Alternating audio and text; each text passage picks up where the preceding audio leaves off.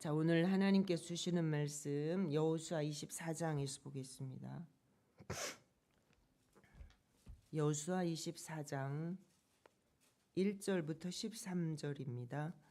여호수아 24장 1절부터 13절.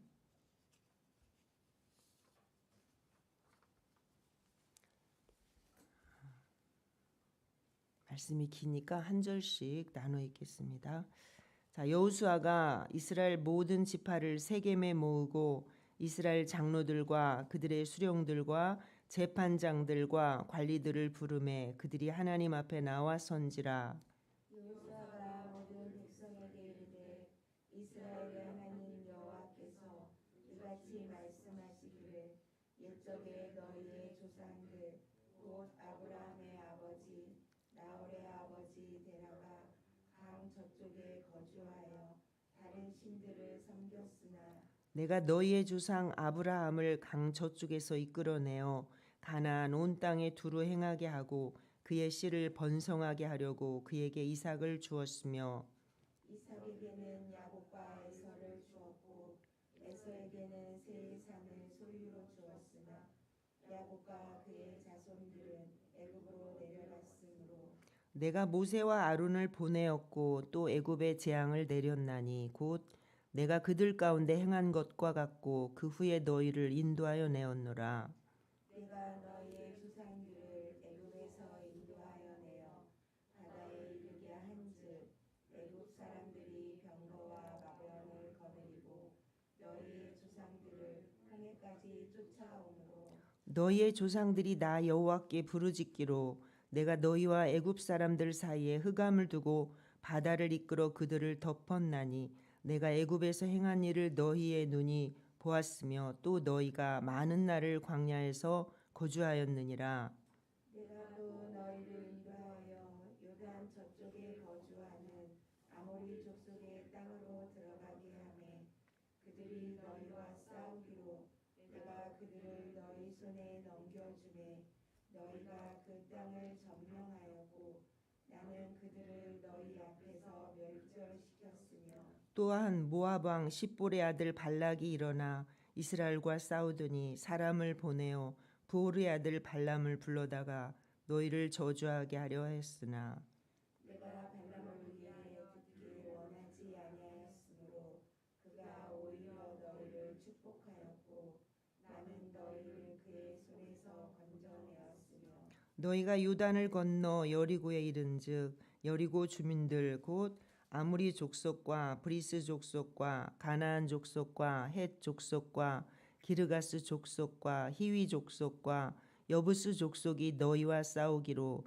내가 그들을 너희의 손에 넘겨주었으며 내가 왕벌을 너희 앞에 보내어 그 아모리 족속의 두 왕을 너희 앞에서 쫓아내게 하였나니 너희의 칼이나 너희의 활로써 이같이 한 것이 아니며 다 같이 내가 또 너희가 수고하지 아니한 땅과 너희가 건설하지 아니한 성읍들을 너희에게 주었더니 너희가 그 가운데 거주하며 너희는 또 너희가 심지 아니한 포도원과 감람원의 열매를 먹는다 하셨느니라. 아멘. 말씀이 좀 길죠. 자, 모세의 사명이 이스라엘 백성들을 이끌고 출애굽에서 또 가나안의 광야의 40년을 거쳐서 가나안까지 가나안에 들어오기까 전까지 이스라엘 백성들을 인도하는 것이 사명이었다면 여호수아는 그들을 가나안 땅을 정복할 수 있도록 그리고 가나안 땅을 정복하여서 그들에게 땅을 기업으로 나눠주는 분배하는 일까지가 여호수아의 사명이라고 할 수 있겠죠.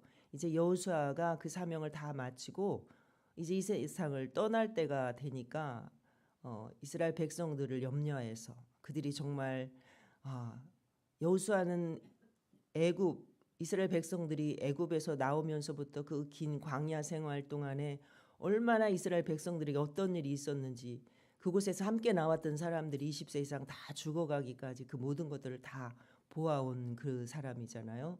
그러니까 이스라엘 백성들을 정말 염려하고 걱정해서 모세가 광야를 지난 후에 우리 신명기가 그거잖아요. 지금까지 광야 생활 애굽에서부터 돌아보면서 너희가 이렇게 해서 하나님이 너희에게 이렇게 하셨다.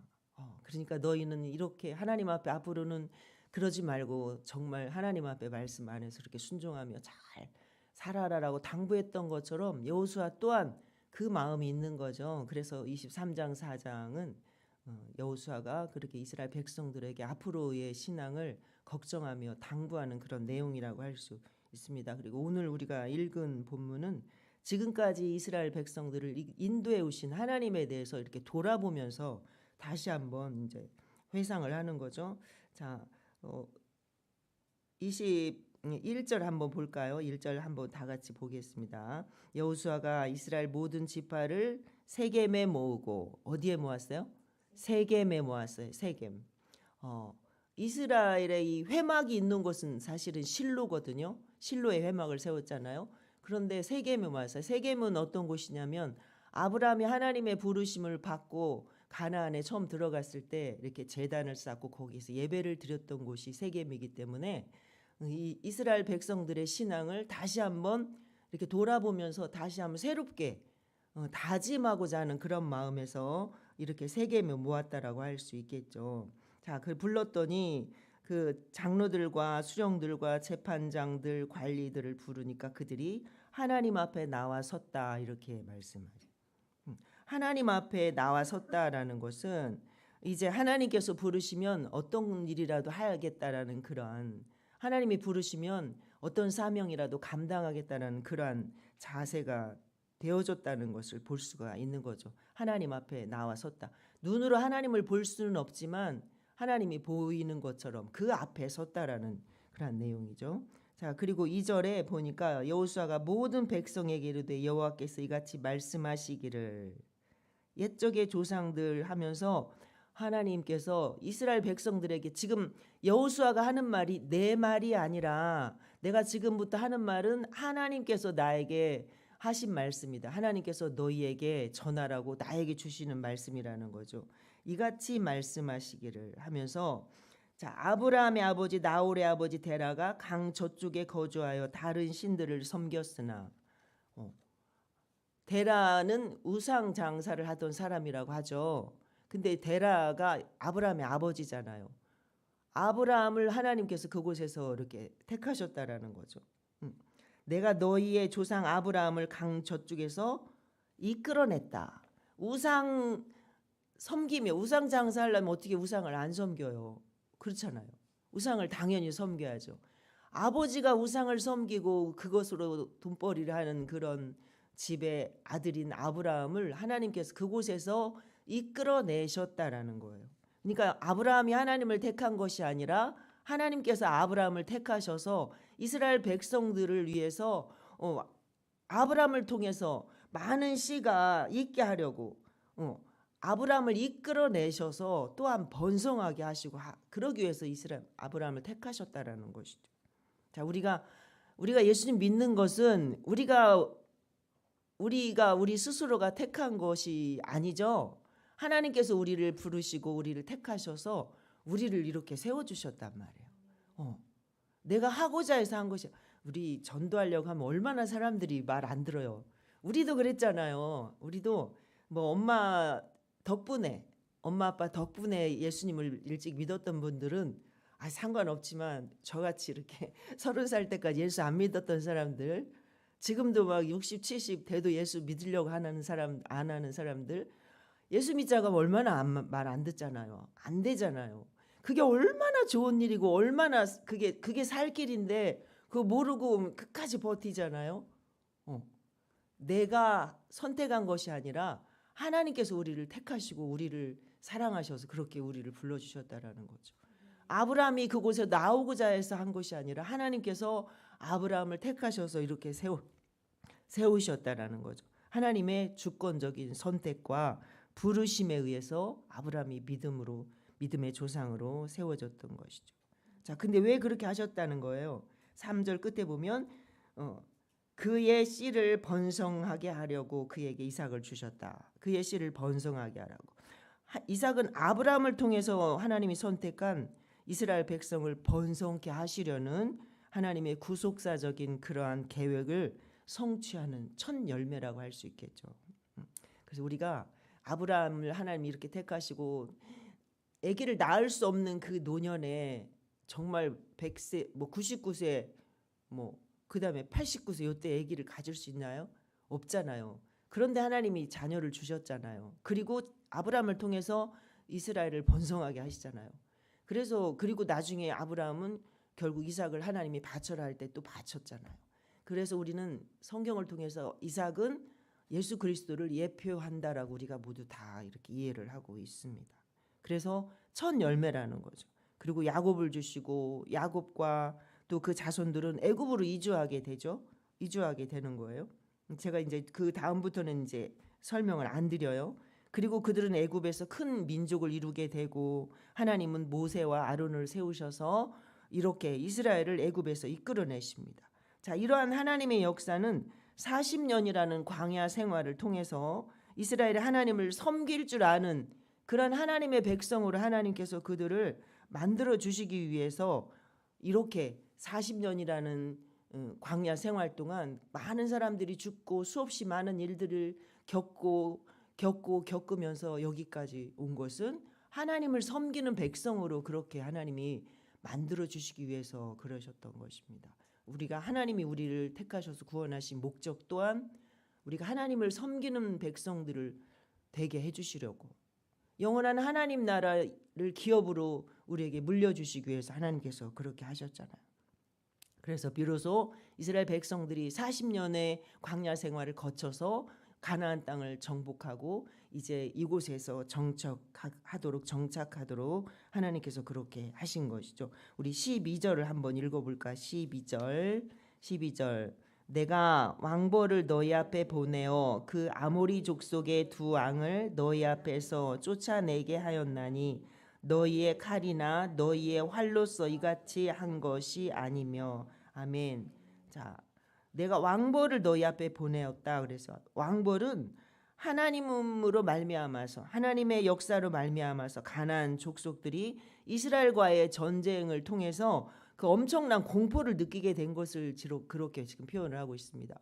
아니 이스라엘 백성들이 그 뭐 보따리 들고 뭐 이러고 40년 지나오고 막 이러고 온 사람들이잖아요. 그런데 그들이 무슨 힘이 있어요? 전쟁할 만한 능력도 없잖아요. 그런데 그들과 함께 하신 하나님이 계시기 때문에 그들이 지나오는 곳곳마다 방해하는 이들은 다 하나님께서 징벌하시고 곳곳마다 이렇게 다 승리하면서 온 이런 또 애굽에서 나와가지고 홍해를 건넌 이런 사건들이 다 그 주변 나라들에게 다 알려지고 전해지고 그들이 들었잖아요. 그러니까 얼마나 그 두려움이 컸겠어요. 그리고 가나안 땅 저쪽에서는 그 아모리 왕 여리고성 주민들이 들을 때 헤스본 왕 시온과 바산 왕 옥을 이렇게 물리쳤던 일, 패배시켰던 일을 듣고는 우리가 간담이 녹았다 이렇게 왜 고백을 하죠. 누가 그렇게 고백했어요? 기생 라합이 그렇게 고백을 했죠. 그러니까 우리가 너희 숨겨준 것처럼 우리 살려주라 우리 가족 이렇게 했을 때 그렇게 고백을 한 것입니다. 그런데 하나님께서 이것이 너희에게 지금까지 너희들이 이렇게 이 센 사람들 이 센 민족들 다 이렇게 물리치고 여기까지 온 것이 너희 힘이 아니라 하나님께서 함께 하셨다. 너희의 칼이나 활이 너희가 이렇게 물리치고 여기까지 온 것이 아니라 하나님께서 하셨다라는 것을 지금 이야기하고 있는 것입니다. 자, 우리 13절도 같이 읽겠습니다. 내가 또 너희가 수고하지 아니한 땅과 너희가 건설하지 아니한 성읍들을 너희에게 주었더니 너희가 그 가운데 거주하며 너희는 또 너희가 심지 아니한 포도원과 감람원의 열매를 먹는다 하였느니라. 아멘. 자, 하나님께서 아브라함에게 약속하신 땅을 주셨죠. 또 그 자손 대대로 약속되어 온 그 땅을 주신 것입니다. 자, 이스라엘 백성들이 수고하지 않고 경작하지도 않고 심지도 않고 가꾸지도 않고 한 것을 지금 거둔 거예요. 쉽게 말하면 이렇게 한 것은 이제 우리가 하나님과 인간 사이가 평화로운 관계로 이렇게 회복될 것을 이렇게 암시해 주는 말씀이기도 합니다. 자, 우리가 수고하지 않고 건설하지 않은 그러한 나라, 우리에게 하나님이 예비하신 영원한 나라. 자, 이스라엘 백성들이 가나안에 이렇게 와서 정착하게 살 수 있는 게 자기들이 뭐 어떻게 한 게 없잖아요. 하나님이 그곳에서 원래 살고 있는 원주민들을 다 몰아내고 그들을 쳐부셔 주시고 싸워 주시고 이렇게 해서 이 가나안에 들어와서 이스라엘 백성들이 딱 주인 행세하고 지금 살게 하신 거잖아요. 자, 우리가 원래 어떤 사람이에요? 죄 가운데 살던 그러한 죄인들이에요. 그런데 하나님께서 예수님을 통해서 우리에게 약속 언약 백성을 삼아 주셨어요. 예수 그리스도 안에서 우리를 다 하나님의 언약 백성으로 만들어 주셨어요. 너희가 예수님을 믿으면, 예수님을 믿고 하나님 말씀 안에서 그렇게 하나님의 백성으로 우리가 살면 우리가 하나님 나라, 영원한 그 나라, 아무나 갈 수 없는 그 나라, 우리에게 약속해 주시고 그 나라로 하나님께서 우리를 다 데려가시겠다라고 우리를 그렇게 약속해 주셨습니다. 우리는 지금 그 땅을 바라보면서 살아가고 있는 거잖아요. 이스라엘 백성들이 심지도 않고 거두지도 않은 나라에 정착하게 사는 것처럼 하나님께서 아브라함을 택하셔서 그 조상 대대로 언약하시고 그 약속이 이어져서 이 백성들에게, 이스라엘 백성들에게 오늘 이어진 것처럼 그 약속은 오늘 계속해서 이어져서 오늘 우리에게까지 이렇게 이어져 온 것입니다. 우리가 예수님을 통해서 우리는 하나님 나라를 약속받은 사람들, 하나님 나라를 기업으로 받은 사람들, 그 땅을, 그 나라를 바라보면서 우리가 살아가고 있습니다. 그 나라에서 우리는 영원한 안식을 누리며 그렇게 하나님과 함께 살아가게 될 것입니다. 자, 오늘 제가 말씀드린 것을 정리를 다시 한번 해보겠습니다. 자, 오늘 여호수아는 백성들을 어디에 소집했어요?